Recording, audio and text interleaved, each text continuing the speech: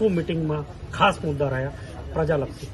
આજે ડેડિયાપાડા અને સાગબારા તાલુકાની ડેડિયાપાડાના પ્રાંત અધિકારી શ્રીની અધ્યક્ષતામાં સંકલન સમિતિની બેઠક હતી. એમાં ડેડિયાપાડા અને સાગબારાના લોકહિતના પ્રશ્નોને લઈને ખૂબ લાંબી ચર્ચા થઈ છે અને સારી ચર્ચા થઈ છે. એમાં ડેડિયાપાડા સબ ડિસ્ટ્રિક્ટ હેલ્થ સેન્ટરમાં છેલ્લા 1 વર્ષથી એક્સરે સહિતના તમામ જે સાધનો છે એ પડતર હાલતમાં છે. એના ટેકનિશિયનો નથી, ત્યારે ટેકનિશિયનની ભરતી કરવામાં આવે. એક્સરે, લેબોરેટરી, સોનોગ્રાફી, તમામ પ્રકારની સુવિધાઓ ડેડિયાપાડામાં મળે એ બાબતની ચર્ચા થઈ છે. સાથે આધાર અપડેટ માટે ઘણા લોકો અઠવાડિયે 10 દિવસથી ધક્કા ખાય છે, ત્યારે ડેડિયાપાડામાં વધુને વધુ 8 થી 10 આધાર અપડેટના કેન્દ્રો, આધાર સેવા કેન્દ્રો ચાલુ થાય એ પણ અમે વાત કરી છે. સાથે જે રેશન કાર્ડ હમણાં બીપીએલમાંથી જેમના પણ નવા રેશન કાર્ડો વિભાજિત થયા છે એમને એપીએલમાં જતા રહ્યા છે, ત્યારે સરકારશ્રીની આવક મર્યાદા સરકારશ્રીએ 2,50,000 વધારી છે, ત્યારે એ એપીએલ થયેલા રેશન કાર્ડોને ફરી બીપીએલમાં સમાવેશ કરવા માટેની પણ અમે વાત અહીં મૂકી છે. સાથે સાથે ડેડિયાપાડા અને સાગબારામાં જે પણ રસ્તાઓ, જેમ કે મોસદાથી લઈને ડુમખલ, જાવલીનો રોડ હોય, બોરદા સેરુલાનો રોડ હોય, તમામ રોડે આજે ખાડાઓ પડી ગયા છે. એને પણ તાત્કાલિક ધોરણે ખાડાઓ પૂરવામાં આવે એ અમે અધિકારીઓ, માર્ગ મકાન વિભાગ સાથે પણ ચર્ચા વિમર્શ કરી છે.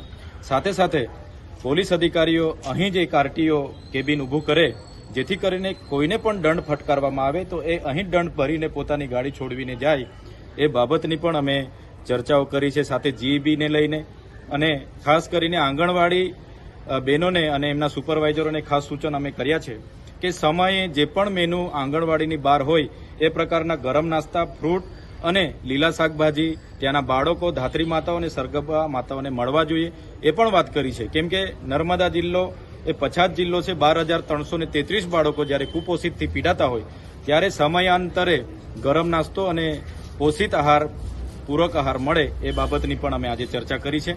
તો તમામ બાબતોએ અધિકારીઓએ પણ આવનાર દિવસોમાં એમાં આગળ રજૂઆતો કરીને તમામ બાબતોને લઈને સૂચનો એ કર્યા છે. સાથે સાથે આવનાર દિવસોમાં જે યાલનો પુલ તૂટી ગયો છે ત્યાં નવો બ્રિજ બને, ત્યાં સુધી ટેમ્પરવારી 4 વ્હીલ ગાડીઓને આવન જવન માટેની એક નાળું બનાવે એ બાબતનું પણ અમે વાત મૂકી છે અને બધી જ બાબતે સહમતિ દર્શાવી છે.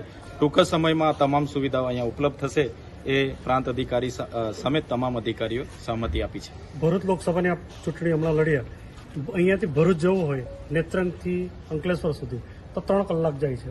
એ રસ્તા બાબતે શું કરવું હતું? અહીંથી ભરૂચ જતા માત્ર 70 કિલોમીટરનો રોડ છે અને 3 કલાક ત્યાં જતા થાય છે. અંકલેશ્વર ભરૂચનો રોડ હોય, અંકલેશ્વરથી જે કેવડિયા સ્ટેચ્યુ ઓફ યુનિટીને જોડતો ઝઘડિયા રાજપાડીનો રોડ હોય, દહેજ બાયપાસનો રોડ હોય, તમામ રોડ ભરૂચ જાણે કે ખાડા નગરી બની ગઈ હોય એવું લાગે છે. ભરૂચની એક તો ખારી સિંગ પ્રખ્યાત છે અને એવી જ રીતના ભરૂચના ખાડા પણ બહુ પ્રખ્યાત છે. રોજે રોજ ખૂબ જ એક્સિડન્ટ થાય છે. ત્યારે હું ચોક્કસ આવનારા મંગળવારના રોજ ભરૂચ ખાતે અમે રસ્તા રોકો આંદોલન પણ કરવાના છે.